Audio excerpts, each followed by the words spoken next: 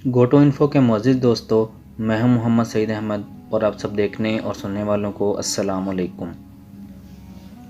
मोअज़्ज़िज़ दोस्तों, सोच ऐसी चीज़ है जिसकी बिना पर अल्लाह पाक ने इंसान को अशरफुल मखलूक़ात का दर्जा दिया। इसी सोच की बिना पर इंसान तरक्की की सीढ़ियाँ चढ़ता रहा, लेकिन अक्ल व शऊर पर जब पर्दा गिर जाता है तो इंसान ऐसे रास्ते का इंतखाब करता है कि जहाँ जाने में सरासर उसका नुकसान होता है। कहते हैं कि जंग जीतने के लिए तलवार से ज़्यादा सोच की ज़रूरत पड़ती है। इसीलिए आज शैतानी तंजीमें हमें एक बड़ी कुव्वत होने के बावजूद हर महाज पर हरा रही हैं। आज दुनिया के सबसे बड़े प्लेटफॉर्म पर उन्हीं दज्जाली ताकतों का कब्जा है। इन्हीं दज्जाली ताकतों का सबसे मजबूत हथियार आज का मीडिया है। दुनिया के तमाम खितों में बसने वाले मुसलमान, ख़ास तौर पर अरब के मुसलमान, इस दज्जाली मीडिया का शिकार हो चुके हैं।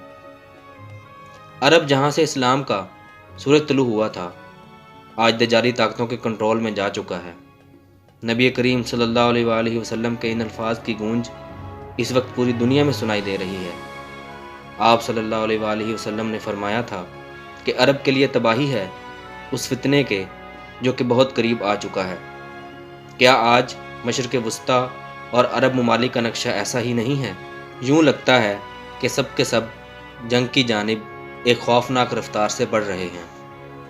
रसूलुल्लाह सल्लल्लाहु अलैहि वसल्लम ने फरमाया, जब बड़ी बड़ी जंगें होने लगेंगी तो अल्लाह ताला मवाली जिनको अरबों ने आज़ाद किया है उनमें से एक लश्कर उठाएगा जो अरबों से ज़्यादा अच्छे सवार होंगे और उनसे बेहतर हथियार रखते होंगे। अल्लाह ताला उनके ज़रिए दीन की मदद फरमाएगा।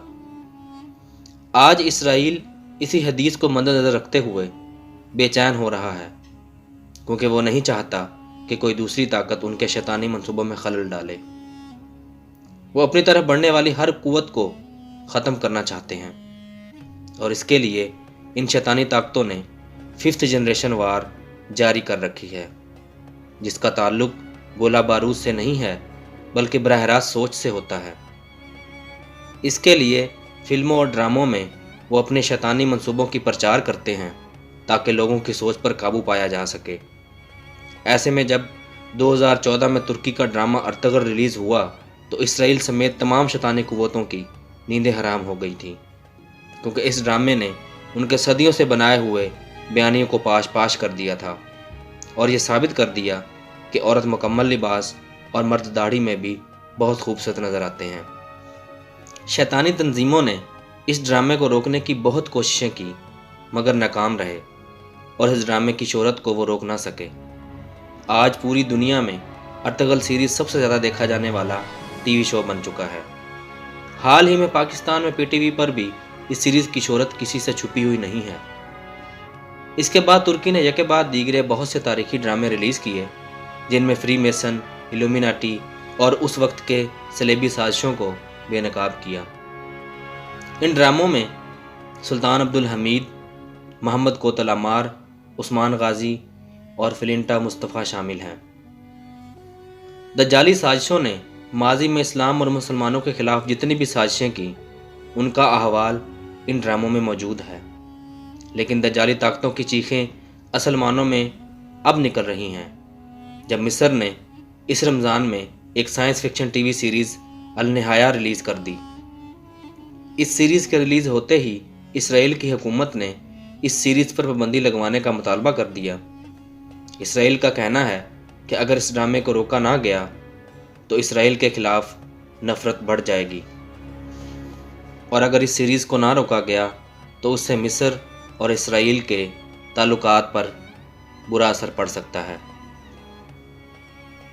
क्या ये खुली धमकी नहीं है?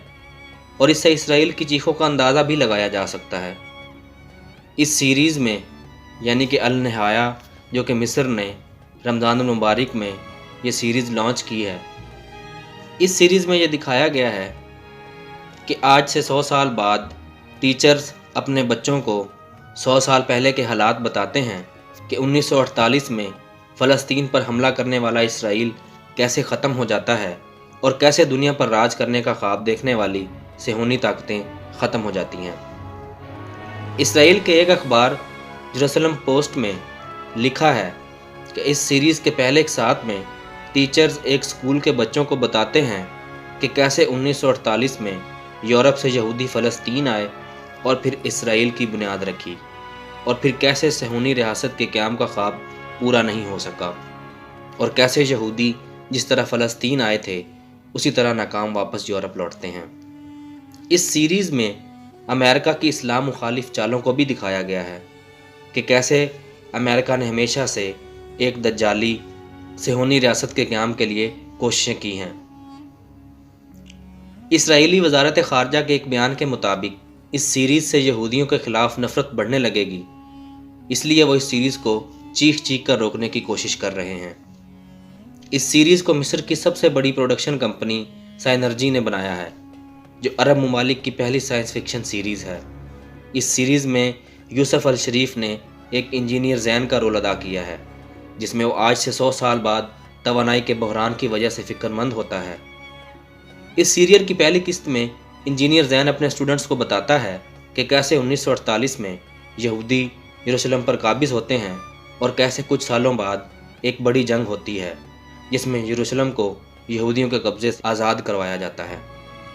दज्जाली ताकतों ने अब तक मुसलमानों के ख़िलाफ़ ड्रामे बनाए और फिल्में बनाईं और किताबें भी लिखीं, लेकिन पहली मर्तबा एक मुसलमान मुल्क ने हॉलीवुड के तर्ज पर एक ऐसी सीरीज़ रिलीज़ की जिसमें दिखाया जाता है कि जब तक दुनिया में अमेरिका और इसराइल मौजूद हैं, दुनिया में अमन कायम नहीं हो सकता।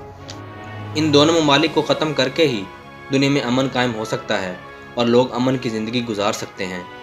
पहले तुर्की ने गाज़ी अर्तगल और गाज़ी उस्मान सीरीज़ रिलीज़ की, और अब मिस्र की यह सीरीज़ रिलीज़ होने पर इसराइली वज़ीर ख़ारजा की चीखें निकल रही हैं।